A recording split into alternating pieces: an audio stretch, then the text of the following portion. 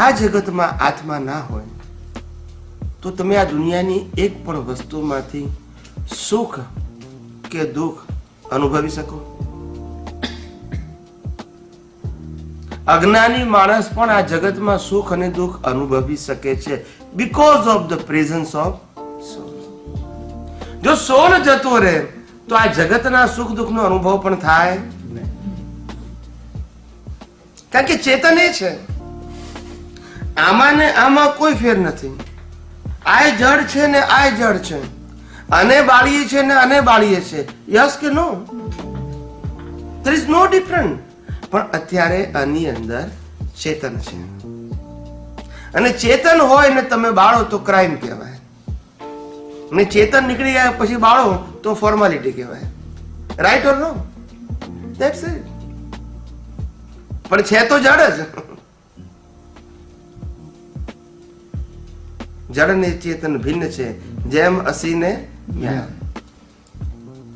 બંને ભિન્ન છે. Yes, please. चेतन आत्मा नहीं होए तो Yeah, बेटा no problem. आत्मा नहीं होए तो તમને કभी ફીલ નહીં થાય. Of course. તો ઓપરેશન વખતે તે આત્મા ક્યાં જાય છે?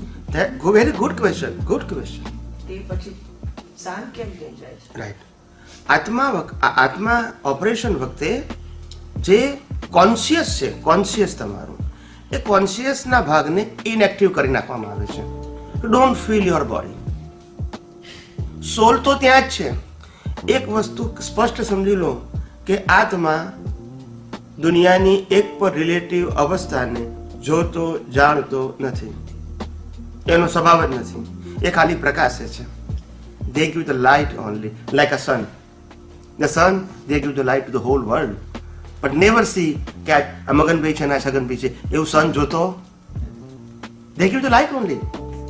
તમારે શું ઉપયોગ કરો છે, that's your individual subject. પણ they give the light to you. અહીંયા લાઈટ ટેમ્પરરી છે, આ પરમેનન્ટ લાઈટ છે. હવે યુઝ શું કરવો, ઇટ્સ યોર ઇન્ડિવિજ્યુઅલ મેટર. પણ આત્મા પોતે જોતો જાણતો નથી. આ એક પણ વિનાશી અવસ્થાઓને જોતો જાણતો નથી, પણ પ્રકાશ છે ખરો. એટલે આત્માનો સ્વભાવ છે સ્વ પર પ્રકાશન. પણ જ્યારે આ બોડીમાં ઓપરેશન કરવાનું હોય ત્યારે જે એક્ટિવ માઇન્ડ છે એને એના બધા જ કનેક્શનને ઇનએક્ટિવ કરવામાં આવે છે. માઇન્ડને બંધ નથી કરવામાં આવતું, માઇન્ડ એઝ ઇટ ઇઝ છે, પણ માઇન્ડ સાથેના જે કનેક્શન છે, કનેક્શન ઓકે, એ બધાને ઇનએક્ટિવ કરવામાં આવે છે, આઇડલ કરવામાં આવે છે.